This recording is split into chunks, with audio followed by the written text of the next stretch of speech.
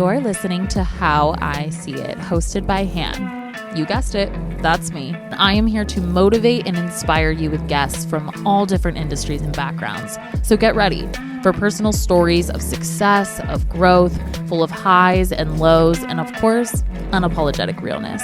This is How I See It. I am super excited to introduce Indy Lee to the podcast. She's the founder of Indy Lee, one of the most well-known clean beauty brands in the game. The brand was built on the belief that what we put on our skin should be safe, should be nourishing, and should be life-affirming. So their products are grounded in nature, they're supported by science, and they're inspired by life. And I really wanted to say that because I feel like that it kind of embodies the podcast. Yeah. So Indy, welcome to the podcast. Thank you for having me. I'm so excited. I was so happy and fulfilled after leaving the Hamptons and meeting you at that founder retreat. I'm still on a high from that retreat. It was so good. Like, shout out to Legacy. Whitney. Sorry, Whitney. It was just perfect. It was so good. I feel like I really needed that too, because I feel like there's very few things that happen between like women founders that's like that, where we all get to come and like be vulnerable, share how we're feeling. I don't think I've ever been that vulnerable in a group setting with people who I do not know, that I'm not paying to sit on their couch for. Like, it was just, honestly, it was like a breakthrough. I loved it. And I thought it was so good. And obviously, like, you hosted and like were a part of a panel. And after you spoke and shared your story, I was like, I need to text her. I need to have her on the podcast because it's incredibly inspiring. So I'd love for you to just jump in. Sure. Take me back. How did Indy Lee come to be? Sure. My gosh. So, I didn't start in beauty. So my background was not at all in the CPG space at all. I'm a public-private CPA. I know. People are like, what? And then I left public accounting, went over to HBO, home box office. I had an incredible career, managed the international finance division, went over to the revenue reporting division as well. And I realized I really don't love accounting anymore. I mean, I had just the most incredible career. I got to travel all over the world with them. But it wasn't what lit me up. And I had just had my daughter. I'd been down in New York, obviously working during 9/11, and my husband and I decided, at some point somebody's got to be home with the kids after 9/11. I watched the towers fall from my office. Wow. And I decided to leave, spend more time with my kids. I got very involved with the farm-to-table movement. So I built a 750 square foot greenhouse in my backyard. Oh my gosh. And you just loved it. It was just like a passion. I love to garden. Okay. It is a passion of mine. And I was really trying to focus on what people were putting in their body, specifically children. So I was helping a company build school gardens and really teaching children the importance of what they put in their body. Wow. And we found that when you teach a child to grow a carrot, they're more apt to eat it because they're so excited about it and start to have those conversations. That honestly makes sense. Right. I didn't think about it like that. And they would get invested and we'd do harvest soup days. It was just so wonderful. And then it was 2008. I was diagnosed with rheumatoid arthritis. I couldn't work in the greenhouse. I couldn't work in the farm that I put under production. Because I could barely put shoes on. I couldn't open and close my hands. It was so bad. And I'm a type A personality. I'm like, oh my gosh, what am I going to do with my life? And my sister announces she's pregnant. And I'm like, oh my gosh, I'm going to create some products that I'll unveil at her baby shower, that I'll use ingredients I'm growing. I had like 12 different varieties of lavender, so much calendula. And so that's what I did. Started little, called it the botanical baby. And you just viewed it as something where you're like, this is fun to do. Yes, as I tried to figure out what the rest of my life looks like. And everyone said, this is what you should do. You should create a line of natural baby products. And I was like, it was 2008. I'm like, I don't think so. I don't think that's a thing. And kind of scoffed it off. And I always believe that the universe sends you signs. I wasn't listening to the signs. And so the universe decided it needed to do a full intervention, and I started to lose my vision. And November 4th, I went to the doctor and I said, I'm losing my vision out of my left eye. And he immediately sent me for a scan. 45 minutes after I left the scan, he said, you need to come in. I said, you need to tell me, otherwise I'm consulting WebMD. Never something I'd suggest to diagnose. And I hate that they do that. I know. It's but they're like, come in. And you're like, okay, just tell me. I know. And he's like, I'd rather tell you in person. I was like, dude, I'm going to Google this. And I had already had a suspicion. And he said, you promise you're coming in? I'm like, Peter, the keys are in my hand. I'm on my way. And he said, you have a brain tumor. And I said, I'll see you in 15 minutes. It was the most powerful day of my life. I realized on that beautiful fall day where the leaves are changing, you know, live in New York, beautiful day, I was a passenger in my life and not the driver for 37 years, checking off the boxes of everything I thought I was supposed to accomplish, that people expected me to do. And never did I claim my own power. It was like everything came into focus. You know, it's like going to the optometrist, 1 or 2, 3 or 4. You know, everything was like click, click, click, click, click. And I realized that for whatever long I had left, I was going to live every day as the driver of my own life, but more important, be passionate every day, live with purpose, and really be fully present. Because I was a check-the-box planner and was not really present. Up until that point, you wouldn't view yourself as like an entrepreneurial type, right? Oh my gosh, no, not at all. So do you think it was that like realization of like, I need to take the driver's seat that kind of turned on 1000%. that entrepreneurial cap almost? Yeah. I mean, I always had like a little bit of it because I had gone to school thinking I was taking over a family business that unfortunately did not survive while I was in school. For me, it was more business. It wasn't entrepreneurial. I was afraid to like order pizza myself. Like I was afraid of my own shadow, to be very honest. And so when I got there, I was like, okay, what do we have? And he's like, oh, you're in a very good place. And I said, this is happening for a reason. My job is to let it unfold. And he said, I don't know. It doesn't look like cancer, but you need to go see some heavy hitters. So I, you know, Duke, Johns Hopkins, Sloan Kettering, the NIH, and I would be told, I'm sorry, I don't think there's anything we can do for you. It could be as little as 6 months. I'd be like, no. Wow. I mean, my children were 5 and 8. Oh my gosh. Like yeah, that, you weren't going to take that for an answer. No, never. I mean, I use much stronger language, but you know, in case there are young adults. We're allowed to cuss here. Oh, I was like, oh, fuck no. That is not how this is going down. Yeah. And when I went to my neuroendocrinologist and I asked, how is something like this happening? Nobody in my family has anything like this. He said, we're seeing more and more of these things being tied to the environment. I'm like, well, I eat out of a greenhouse that's organic in my backyard. And he said, yes, that's part of the environment, who you surround yourself, the things that you breathe in. And he said, let me ask you a question. What do you put on your skin? What did your mother put on her skin when she was pregnant with you? And I was like, oh my gosh. It was like that aha, Oprah Winfrey, we call it my awakening. And I realized that's what this was about. I didn't listen to the sign of creating a line for children or babies. It was so much bigger. How did you connect that? Like, okay, you're in this, like someone tells you have 6 months to live. You're like, what the actual fuck? I'm not going to die. I know this is this is happening for a reason. And then you like tied the dots like that. I feel like people are listening like, how the fuck was she like so positive or like so like able to like think so clearly and intuitively? Do you think you've always been like very like aligned in that way? Yes, I do. 100% I was. And I will tell you that everybody who knows me will say I'm probably one of the most optimistic people you will ever meet. I mean, they call me Mary Poppins. It's ridiculous, but that's who I am. I'm always very optimistic, and I was always very spiritual, but that moment, it just changes you. And I think it comes down to one word, which is choice. You don't always have control over the circumstances you're in, but you have the choice on how you handle it. And when you have 2 young children, you know, I mean, yes, obviously my husband too, my family. You're like, but, he's fine. Yeah, but you know, when you have the kids, you're like, no, this is not how this is going down. I also felt with every fiber of my body that this was happening to wake me up to my life. And so when the doctor said that, I was like laughing sort of. I'm like, oh my God. Okay, this is that. I wasn't listening to the signs. Yeah. And the sign is something so much bigger, because I realized, and I knew babies were born with a toxic load. I understood about transdermal absorption. Like I knew about these things. I was like so into what we were putting in our body. So obviously I knew about what you were putting on, but I just didn't really tie it together. But in that doctor's office, it all went like that. I don't know what the doctor, he could have proposed to me. I have absolutely no idea what he said after he said, what did your mother put on her skin? And I left the doctor's office. My best friend, Dana, was sitting in the office. And she's like, so? And I'm like, well, I know what this is about. We're going to go start a skincare line. And she looked at me. She goes, you know nothing about that? I'm like, how hard can it be? We're going to figure it out. She's like, okay, I'm game. I love that. And that's what happened. And I was just going to ask you, like, how did you cope with knowing that like there was a chance? I mean, you weren't going to accept it, No. but everyone was telling you that like you probably weren't going to make it. Yep.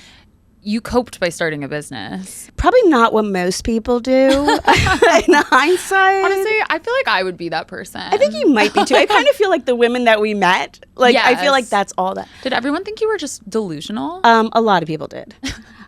I would say my parents had the hardest time with it. I think my dad actually, it's something that we revisited 2 months ago. My mom had just passed and we were sitting, or she was in hospice, and you know, we kind of talked about it, and we had this incredible moment where, you know, I didn't realize how much it impacted him. And I didn't realize that my attitude of positivity, that this was going to be the beginning of something beautiful, was hard for other people to accept because it's not how they work. Yeah. And so I didn't really give a lot of thought to it because my focus was on finding a different diagnosis or prognosis. Obviously, spending as much time with my children as possible and making core memories, and then meeting with everybody I possibly could about how do you start a skincare line, how do you make products that are clean. And so I didn't allow myself that woe is me. I will tell you, I had 2 bad days during the entire, from November 4th, 2008 to April 22nd when I had surgery. So after I started to do some research, I was eventually able to find a doctor who was willing to do surgery. And I said, fantastic, let's go. He said, you know, you don't have high chances here. You know, he said, I think it was like you have less than a 50% chance. Oh my gosh. And I said, nope, that's not what's going to happen. And I also said, like, hey, I'm shutting down. Let's go. And he said, we're going to do it on April 22nd. And I said, well, if there's ever a day to start a line that is dedicated to sustainability, earth stewardship, clean beauty, Earth Day is probably a good Oh my rebirth gosh. day. Destiny. Right? It was like so obvious to me. So what did it end up being, so people know? And like you finally found this doctor and he was just like, okay, like you're crazy, but like I'm gonna do it. The anesthesiologist, when I walked in the surgical suite, absolutely thought I was crazy. He's like, have you been taking recreational drugs or drinking? I'm like, it's like 8 a.m. and I'm going for brain surgery, because no one sees anybody go into it. Funny story. As you know, I've had brain surgery in June of last year. Wow, yeah. So I had it June 7th and June 9th. And I got on the table myself. I was like, oh, no, I got it. I can hop on here. And they're like, oh, my God, you really are this positive. I'm like, oh, yeah, this is go time. I also, for anybody who's listening, who ever has to face surgery like that, how you go in emotionally, your body retains, so it impacts how you wake up. So when I woke up, I was like, give me a scotch. It's go time. That's hilarious. But yeah, I was always this positive. I always really felt that this was going to turn into something really beautiful. And I just wanted to leave a legacy of change. My whole thing is to leave this world a little bit better than when I came to it. You have such an amazing energy. I think it is because of the way you see the world. And to your point, I think that's a choice. But for a lot of people, I feel like that is not the case. They don't know how to like channel positivity. How can people like step into more of this like indie energy? Like, was this something you always were? Like, where did you grow up? Like, was this something as a kid too? I think so. My dad is someone who always believes that you can't change the past. You can always move forward. And he was one of those guys who would listen to Tony Robbins and listen to like people speak about positivity. So I think it definitely filtrated my, thoughts and obviously my being. But I also have done a lot of work on myself. I've always been very spiritual. I practicing Buddhist. Like, I've always been that type of person. I don't think it's toxic positivity. And unfortunately, this is the only mode that I know. No, it doesn't feel toxic at all. I feel like it feels so genuine, and just being like around your energy is so good. Because I think, to your point, like, it is a choice. It's not like you're like, life was just fabulous from the beginning, and obviously you're sharing it now. Like, bad things have happened to you. Oh my, oof. And I think there's a sense of resilience that I have, or at least I feel I have resilience, because I feel sometimes like I'm part of whack-a-mole and I just keep getting whacked down, but I seem to pop up the other. That's how I am too. Really positive. I'm always go. And I guess like sometimes that can be toxic, like I'm self-aware. But I do think like at a very young age, like I had to like overcome like a lot of emotional distress. I feel like now I used to be in a victim phase where I'd be like, I just wish like I had it normal and like all these bad things happened to me. Woe is me. But like, I think once I did the work and kind of like faced myself and stopped victimizing myself, I was able to like stop perpetuating that misery. I think that's a very big part of it. Yeah. I mean, because for myself, yes, I've had things happen, but I don't see myself as a victim. I see myself as a thriver and a survivor. But, you know, I have these conversations. So, you know, when I was at Legacy Circle, my mom was going into hospice and we were getting towards the end. And all throughout, even her cancer, she's diagnosis and journey, she's like, I don't understand how you're so positive. And I said, Mom, you have a choice. However long you have left, we knew she was dying. I said, would you like to spend it being upset or would you like to spend it enjoying the time that you have left? And that's how I spend every day of my life. I wake up, I meditate, and I remember I am lucky to be here and I don't want to waste that moment. So I'm going to choose positivity. Yeah. And I think it's hard for people who haven't like made the choice because I think once you do a few times, it's like proof of concept. Yes. But like it's really hard to go from like victim mindset to there. So would you say like some of your practices were like meditation? 1000% meditation. I will also say therapy, like psychotherapy. I mean, yeah, talk about the childhood trauma. Yeah, I mean, I think we all have trauma in one shape or another, but I've always done the work. I've always said, go in with a crochet hook. I'm ready to do the work because I wanted my time here to mean something. And I knew the only person who could do that is myself. Nobody else can change me or fix me. And not that I needed fixing, but I needed to change my mindset. I needed tools. Yeah. And so I would say therapy is certainly part of it. A sense of faith, whatever it is, for each person, it can be very different. Meditation, big. Journaling, big. Chanting, big. All those things help me. But once you start, it's like, you know, that doesn't mean I don't have bad days. It doesn't mean that I don't fall back or have tears or just want to. It's about how you handle the bad days. You don't know a good day unless you experience a bad day. I always say from contrast comes clarity. And so I feel like, okay, I had that bad day or that bad week or that bad time period, and I experienced it. Now I need to take something from it and learn so that I can not have that happen again and make it into something positive. Yeah. Does that make sense? Yeah, no, totally. Take me back. Okay, so you have the surgery on Earth Day. Insane. At this point, where was the brand? Like in production? It wasn't even. Okay. So the brand. No, this is how we work. I love it. I love it. We're talking story and then we're getting existential. And then we're talking story and then we're going That's existential. my favorite type of conversation. I was doing it in my kitchen. This was not where the brand is now. None of it is made in my kitchen.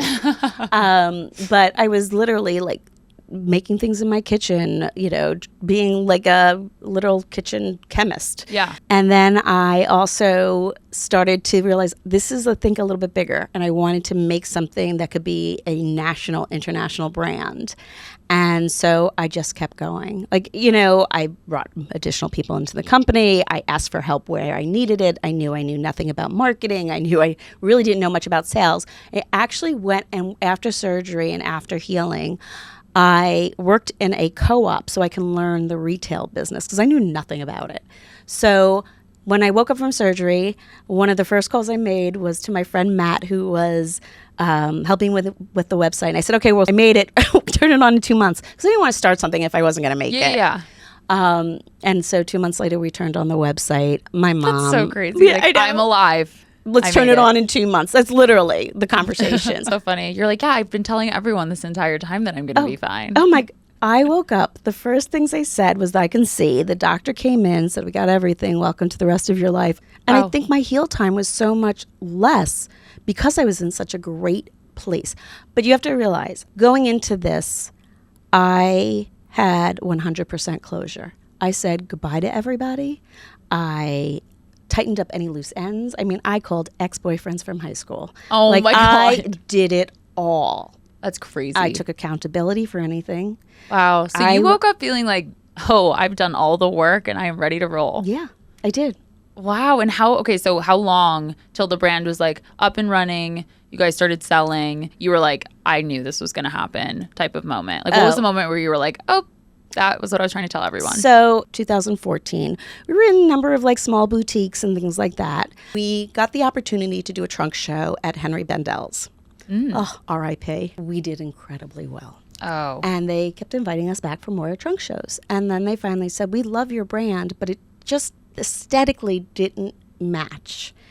And I said I wanted to be eco chic. We look so eco in like brown jar. I mean, I just. Like, didn't you start at the farmer's market? Yes, of course. Okay. Farmers markets, like church bazaars, like anybody I could hilarious. talk to. And I was like, okay, we need to change this. And so we redesigned the brand into almost very similar to how it looks now. And that was it. We were off to the races. And once Bendel's saw what it looked like and the boxes and the design, they're like, this belongs on our shelf. So we launched on April 22nd, I believe it was 2014. Wow. In Henry Bendel's, and then Saks, and then Anthropologie. And I would say, for the most part, almost every major retailer That's had insane. asked us. Congratulations. Thank you. So cool. It's very cool. Obviously, like, you knew your purpose in this moment. Like, you knew. But was there still, like, any, like, limiting beliefs throughout it all? That Every day. I still have it. What are you talking about? You're like, it hasn't Was? Yes, still, 100%. I think there's a benefit. I think there's a use to that. You could be aware of the limiting belief, I think. Yeah. Then you can go, there's something there that I need to work on. You aren't human if you don't have imposter syndrome, if you don't have doubt, if you don't have these things. If you Yeah. can reframe it as something where you're like, oh, that's just like my humanity. Like, I'm alive. Exactly. And like move on and keep executing. I think that's where like the sweet spot is. I agree. I completely agree. And I have better days and worse days. And, you know, it's been a rough road, I would say. Building a brand is not easy. Building a brand by selling your jewelry, emptying your 401k, going to credit card debt, like starting it that way is really difficult. But doing it in a new space, because clean beauty really wasn't there then, there were challenges. There were a lot of challenges. But I was myopic and I knew this is what I needed to do. And I'm just like, look at us now. Like, clean beauty is now table stakes. Like, that's pretty freaking amazing. Like, I was a part of that. Well, and you're like everywhere. It must be still trippy to see the brand like everywhere. I still cry. If I walk into a store, I still get emotional. If there's a new retailer that I've been wanting and then I sit on there, I go in and I will absolutely cry. Like, I can't help it because this is very personal for me. It is. And I think a lot of people don't realize that, like, entrepreneurship for a lot of entrepreneurs is like, it's their mission, it's their heart. And I actually think to be very successful, it has to be a little bit like emotional in that way too. And I always get emotional. I'm overly emotional about my business. And like, you should be, because it's yours. You know what I mean? And even after investment and acquisition, I'm still emotionally invested. I'm still very much a part of my brand. Yeah. Because it's a piece of me. It's like it literally is an extension of me. Yeah. I can't imagine not being. And I'm sure there'll be a day. There always is for founders. But in the right here and the right now, I'm really blessed to be a part of it still. So something you mentioned in the beginning is that you were talking about how like you were even like scared to order and like you were very timid. Obviously you can't be like that as an entrepreneur. So like, what was that journey like? I always talk about like entrepreneurship is just as much a mental health journey as like is going to therapy. Yeah. Like, what popped up for you like during this period of like scaling and like having to like run and build a business? That sense of worth. That's something. I actually was doing an interview yesterday, typing up an interview, and there's always the question, like, what would you tell your younger self? And it would be, I am worthy. And it's still something I struggle with. And I'm not just saying, oh, look, I have a success. Like, I still struggle with it. Like, should I be on this podcast? Like, should I be on Reels? Should I be, you know what I mean? I have that. It's not innate. It is something I have to work at because, like I said, I was that person who didn't want to call for pizza, like was afraid of my own voice, afraid of my own shadow. But when I woke up, literally, everything changed. And I realized that I can be small or I can step into my power and be the driver. And it was my choice. And if I failed and I got the wrong ordering pizza, it would be okay. Yeah. You know, like I had to like really start to sit with myself and I started to have to use that muscle. The other thing that happened that was really interesting, and this is why I tell people, if you do what you love, it doesn't feel so much like work. That doesn't mean you don't have to do it and it's not, there aren't difficult times, but it feels different. I love what I do. I love what I do and the people who I get to work with. That inspires me to step out of my comfort zone and to feel okay to talk about my journey or why I wanted to do clean beauty or what has happened in the industry or what needs to change, because I love it so much and I know it has an impact. And when you feel like you have an impact, you're not so scared because you know you're doing something really good for others. Yeah. And I think that's what it is. It's so funny. I think, when I was born, I wasn't born Indy. Oh, yes. I was born Lisa. And so I always say Lisa was the CPA who was afraid of her own shadow. Indy is the woman who is embracing herself every day and continues to work on herself every day and empower herself to take control of where her life goes. So cool. What was the moment where you were like, I'm changing the name. I'm changing my name. I'm going to go by Indy. So Indy Lee stands for Independent Lisa. I blogged under it when I was sick. Leading up into the surgery, I had family members who really wanted to spend a lot of time with me on the phone, and which I feel very loved, but I have a very big family, and I wanted to spend time with my kids. And so I said, okay, I need to start a blog so everybody can watch this and read, and I would update, and you can go to the blog. I love that. You're like, I don't have to talk to anyone, and you can feel close to me. Exactly. I will write everything. In fact, they're still on the website to this day. All the old blogs of like T-minus 17 days before surgery. Like, this is what's going on. Are we going to make it? Right. All those things. It's all there. When I started the company, it was called the Botanical Collection because it was a collection of botanicals. Can't trademark that. Went through another iteration of the name that everybody couldn't stand. And finally, somebody who was working with the company said, this is really about you. And they're like, but your name just does not lend itself to being on a bottle. My married name is Agona, so Lisa Agona didn't really look good on a bottle. And they're like, what's your maiden name? I was like, oh my God, it's so much worse. Lisa Swengross is not going to go on a beauty brand name. It just does not compute.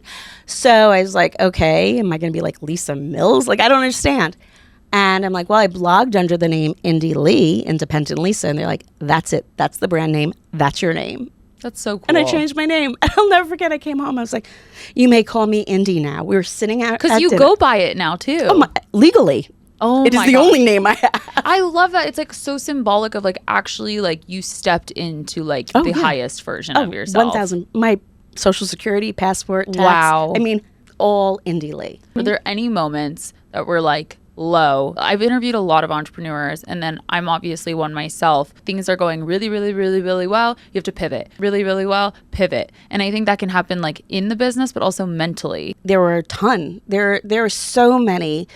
I'll never forget at one point, we were so proud of our boxes. We had translated in French and English and sent these everything. So crazy. It was amazing. Like, oh my gosh, look at this, and how to translate it. And someone says, are you going to translate this into proper French? I said, what are you talking about? It is in French. They're like, not any French I knew.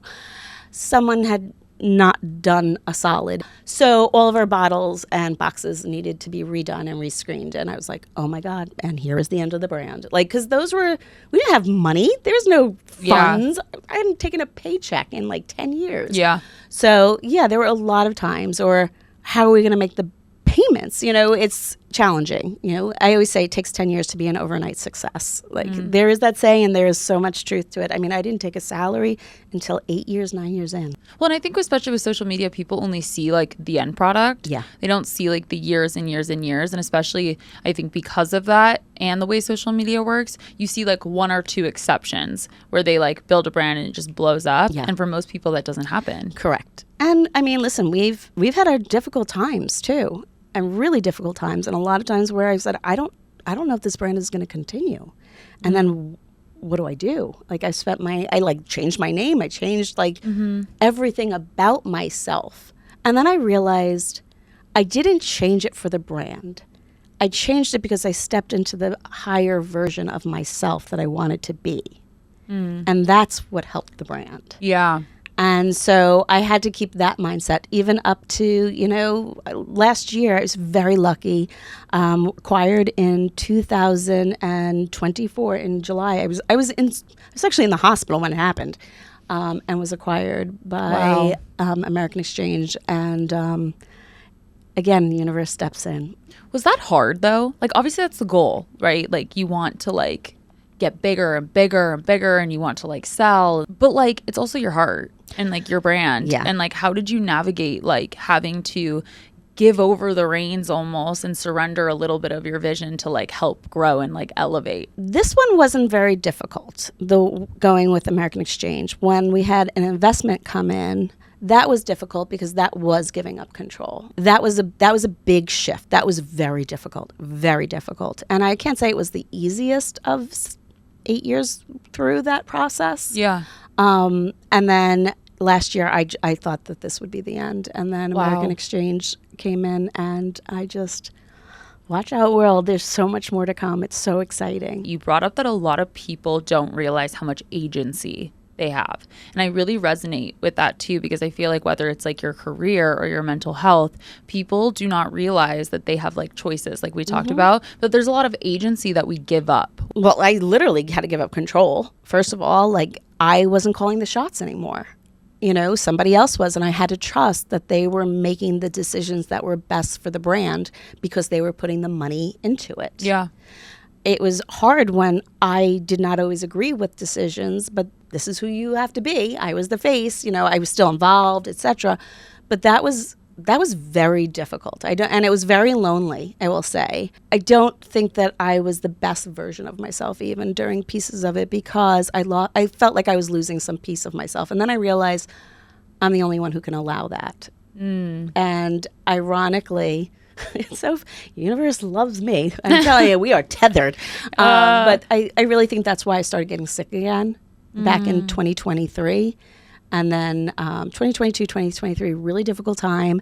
And I realized that I had given up that, right? Yeah. Like I had done that. Yeah. It's so funny. Like it pops up differently for everyone, I think. Like the way like God of the universe comes in to like show us that we are not like aligned and we're not living like in truth. And for me, it's always been around like my depression and anxiety. Like it was this huge like healing journey for me. I made a 360 in my life, obviously just like going to therapy and like finally being able to like deal with my shit. I think it's one of the greatest gifts we can ever give ourselves. It literally is the best. I cannot advocate enough for it. But like obviously it's like gonna keep popping up. Life continues on. It's so funny that every single time I like keep myself in a place of stuck. And like I feel like I'm pretty self-aware. So like I know when I'm doing it now because I've like gone to too much therapy and read like too many books. That's like the curse of being self-aware is that you know when you're like not practicing what you preach and believe in. 1,000%. You're not in alignment. It's so interesting how like a lot of times it like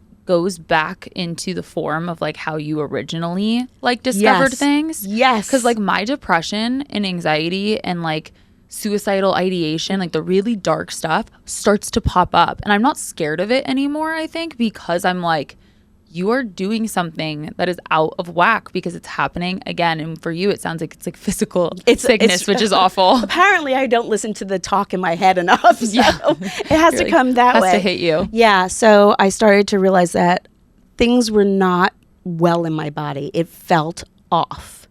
I also found out I was diagnosed with Crohn's, uveitis. Like I have 7 autoimmune conditions. And that's when I said, something's not right. Something's not right. Something is really not right. And I called my neuroendocrinologist and I said, something is not okay. I know it. And he's like, you're very in tune with your body. And he says, let's run a scan. And I was like, okay. And I knew. Before he even got the phone call, well, I looked at my chart, which is dangerous. But he's like, hey, and he's like, we'll discuss it on Tuesday. I was like, yep. We didn't even have to say the tumor grew. And when I got there, he said, I think you need brain surgery again. I'm like, all right, here we go. Wow. And I knew it was happening for a reason.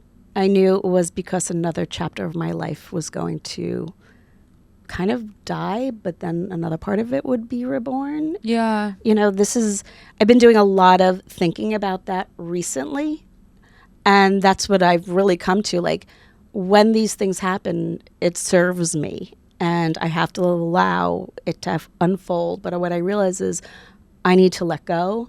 I need to let a part of me kind of die so that I can be reborn again. Yeah. I kind of really struggle with control, like really badly. When you are able to like be flexible and nimble and like evolve and pivot, like you can't really grow or like feel good. Yeah. And I think I got really good at doing it in business after just like proof of concept. Like you get more comfortable in the anxiety of having to like surrender and pivot and do something different. But when it's like your mental and like shit's not going right, You can't in the walk way you away want from it, your head, and you can't walk away from your body. yeah, it's so much harder. But I think to your point, like it keeps us stuck. Yeah. So how did you and how do you, since it's like a human experience thing, kind of let go in those moments? A lot of walks with myself, to be honest with you.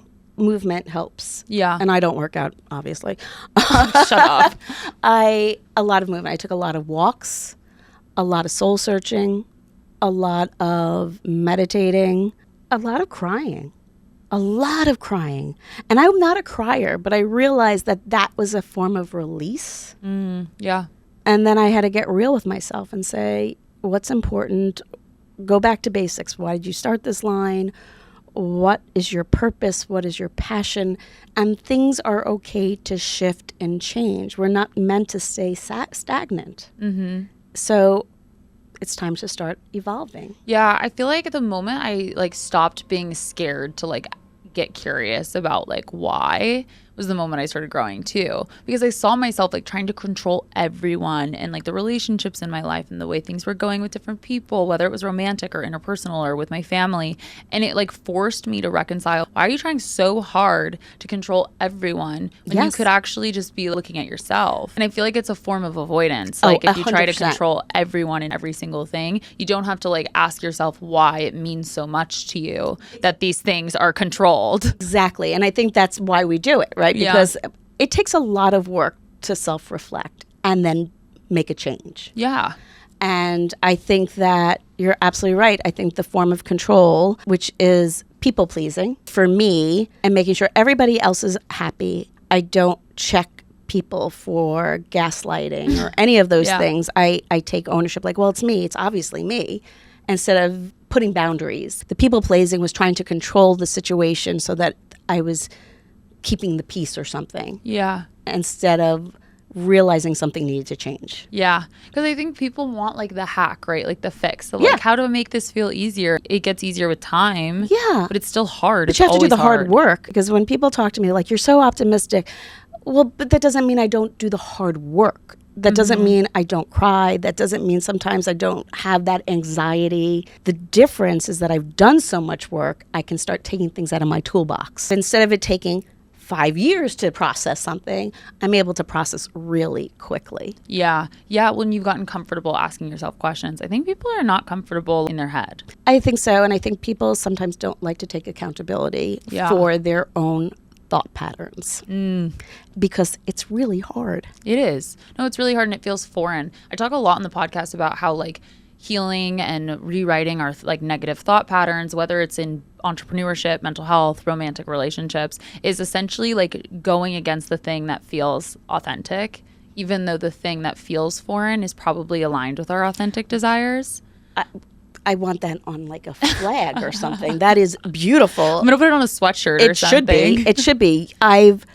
Wow, that's very profound. And I would agree with you completely. It's hard and it's really deregulating and I still do it. We all but I think have I actually to. had to get very comfortable though doing it. And I almost felt like a stranger in my own body for like many years actually. Yes. Because I knew that like the way that I was reacting and the ways that I wanted to like handle situations was not aligned with actually what was going to make me happy. And so I had to make a choice that felt like I was playing a part and it sucks. Well, it's like that fake it till you make it. But that really is how I think we often cope with that dysregulation, that feeling uncomfortable, that weird kind of in-between place, right? Yeah. Well, and knowing ourselves deeply. And I think that you are someone that it's very clear to me that like you know yourself very deeply. Obviously, from the very beginning of your story, when everyone thought you were delusional, you're like told you're gonna die. You're like, nope, you were a CPA, and then you want to start a brand. I believe like my life. I look back. So funny. How did you keep going and believe in yourself enough to not listen? And how can we make sure that we don't let the outside noise squash like our dreams and our desires and like what we think we're supposed to do? That's a really good question. And I think the reason I have a hard time answering is because I think everybody's different. And I think everybody's tolerance for pain, and I don't mean like physical necessarily, but doing that work is different. Like the resilience meter. Yeah, and it's a muscle, right? You have to start using that muscle in order for, you get that muscle memory. But what I will say, one of the best things I did, number one, therapy. Huge advocate, as we said. I also think journaling, even though I really stink at being consistent to it, but I do think writing things out does help significant, because when I read it back, I'm like, oh, well, it's right here in writing. Why didn't I see it? One of my greatest gifts, and I really hope that she listens to this podcast, is my best friend, Dana. And I don't talk about her often enough. I wouldn't be alive if it wasn't for Dana. Oh. My best friend would not allow me to not do what I was meant to do. I love that. And she will call me out on it. And I'll call her out on stuff too. But I would say having at least one person that you can be that vulnerable with, and that's going to keep you moving forward, I think is really important. I don't think you have to do it all alone. And I love that you brought this up. I've really had to work on this. We want to do it by ourselves, especially if you're someone who's like Type A hyper personality. ambitious, doesn't trust other people, maybe has been fucked over by other people, is very capable too. And like for me too, like I know and can proudly say like I get a lot more done than other people. And I think that's why I don't like relinquishing too. But I think a huge part of it also is like that like hurt of like not wanting to like ask for help and trust people. I think it could be a superpower, though. I do believe asking for help can be a superpower. I think that having somebody who you can be that honest and vulnerable with, who you know has your back, it can be one of the greatest gifts. And that's what like makes life joyful. And I think that's what I realized over the last few years, honestly, as I've gotten older, is like I realized I was becoming lonely. I know that like there's a lot of people that like don't love the circumstance they're in at their job, though I feel a lot of people have control over that, but that's a different episode. That can be all fine and dandy, but if like at the end of the day, like you don't have anyone to call, you don't have like a partner, it doesn't feel good. And I think I had to like, again, to our point, like call myself out and be like, you need to ask for help from people. And you know what? People want to help others. I really do believe innately we all do just want to be heard and to help one another. Yeah. But I was the type of person who wanted to give the help, and instead of get the help. Where I was when I was getting sick, I realized I needed help. But I had already had a very deep friendship with my best friend. Yeah. I've actually always been really good at asking for help in business, just not in like my personal life. It's hard to trust, especially when you've been hurt. But I also think being a founder can be a very lonely world. Totally. And when you can find like-minded people, we should work hard to keep them. Yeah. But I think that's one of the things that came out of the legacy event that we did was I met people who I really want to have in my life for a long time. And it doesn't mean I need to see them every day and talk to them every day. But these are people who I would trust. And in fact, had some things going on. And I actually reached out to someone from Legacy Circle to talk about, because I needed someone else who's gone through this journey. And unless you go through the founder entrepreneurial journey, you might not always get it. You know what I mean? You might understand it, but you haven't physically gone through it. Totally. And I think if you're scared to ask people for help, then you're keeping yourself back and you're almost holding yourself back from learning and growing more and becoming more successful. Absolutely. I always say, listen, failure isn't a 4-letter word that we think it is. It's an opportunity for growth. Yeah. Like, okay, great, you succeeded. But when you fail and then you learn something from it and you grow, that's where true success happens. Yeah. Well, and I think my ego is dead enough to where like I will like ask anyone I know for help when it comes to like the business. There have been people in my life who've probably spared me from certain like disasters or failures because I was like brave enough to ask for help and like tell someone I don't understand things and want to learn. Because I think the moment you act like you know everything or don't ask for help, or you just stay stuck, like you're not going to grow. No, and where's the fun in that either? Yeah. Like, shouldn't we be having fun when you're a founder and there's a public brand and you fail? It's you basically falling on your face in public. Yeah. But if you have incredible people surrounding you, you can sometimes laugh at it and say, okay, next time it's going to be different. Thank you so much for like getting vulnerable with me and This is the most vulnerable I've ever gotten on a podcast. I love that. Too. Before you go, I want you to share more about Indie. Okay. I want you to share like bestsellers, what people need to know about the brand. Like, I mean, I think we already have proven why you should give a fuck about what you're putting on your skin through your story. I didn't want anybody else to say goodbye to their children like I did. That's literally why I picked up the mixing bowl. I also think people need to read their ingredients and get empowered. I am not saying that everybody has to be clean. I want you to be aware enough so that when you buy something, you know what you're buying and you know what any potential risks could be. Yeah. I always say, I know the risks, I make the choice. For me, the brand is really rooted in that education and talking about why I'm using the ingredients I'm doing and what the benefits, but also trying to do it in a way that's not fear-mongering on why I don't use the ingredients. Because let's face it, clean is now just thrown around. There's no standardization. Nobody knows. Every retailer, every person has a very different idea of what clean. For me, it's using ingredients that have been tested for safety in and of themselves, but along with what other ingredients that we're using. They're stable. All those things are botanically based. We know that they're doing good for you. They're effective. They're not harming the environment. They're cruelty-free. All of those, for me, are really important. We have a number of products that are Cosmos certified, which means everything from the farm to the face is being certified. Wow. Like, that's the level, for me, of clean that I want. Because I think what people don't realize is that we're now learning that what we're putting on our body can be absorbed, but that's to the level that it's impacting generations to come. Wow. So it has an epigenetic impact. So, for example, something you are putting on your body and then you're creating eggs, that daughter now, her children could be affected by anything that potentially could do disruption. Because your tumor could have actually been something from your mom. Which is insane. That's Absolutely. insane. Absolutely. And I think those are the conversations we should be having. Not, I hate to say it, not like, oh, you know, can't use this or you can't use that. Let's have the conversation of what can have an impact and how do we then remove those ingredients. Wow. Yeah. And what are like best sellers? Like my favorite that you have is that bubble cleanser. Oh, I'm obsessed with it. Oh, the brightening cleanser. Yes. Yeah. Everybody I call it the bubble cleanser. It smells like bubblegum probably. No, bubble, because I hate cleansers that don't bubble in your hand. Like they have oil on your face. Right. And I know you have a couple. We do. But like I feel like all the clean beauty ones I've tried, I don't really like. And I love your guys's. So because it lathers lightly. Now, most of the times when there's bubbles, there's sulfates in it that can dry your skin. Ours are obviously, they're derived from, the surfactant is derived from coconut. It's not like you're putting coconut oil on your skin because that can sometimes cause breakouts. But it is derived from a coconut. But that is probably one of our best sellers because it smells like strawberries. It will slightly lather. It also has lycopene from tomatoes, so it's slightly exfoliating. Wow. So that one, I would say our CoQ10 toner. Everybody knows us for our toner, which you can use as a makeup setting spray, as a traditional toner, as an essence. I mean, you name it. Ingrown hairs for people men who shave their face or women who shave their face, like all those things.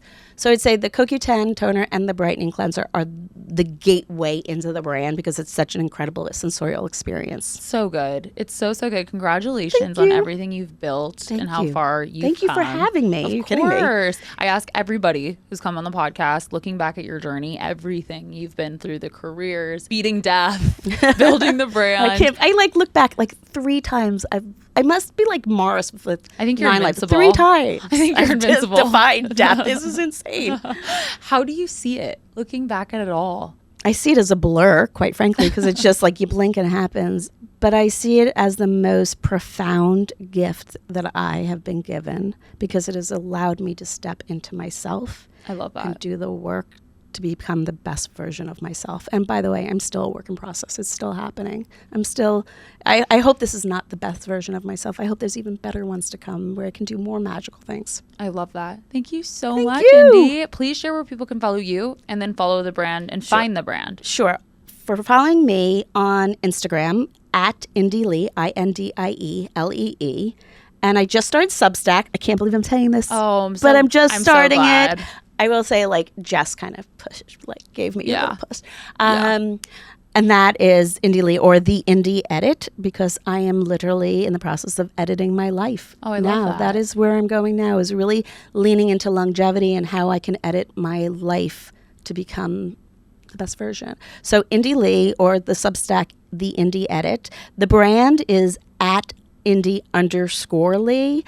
So that's on Instagram, indie.lee on TikTok, www.indielee.com, INDIELEE. And what retailers are you in right now? Big retailers. We're in Blue Mercury. We're on Ulta. We are in Credo, Detox Market. You're at Shop Good too in San Diego. Shop Good in San Diego. Yeah, we're in about 2,000 retailers. So cool. Doors. Thank you so much. Thank you. Thank you so much for listening. I hope you enjoyed the episode, and I hope you leave here feeling motivated and inspired. Do not forget to rate and review the pod on Apple Podcasts and Spotify. And don't forget to follow How I See It Pod so you can keep up with podcast updates and see who's coming on next. And if you're not already, come join the fam and follow at How Han Sees It. Thank you guys.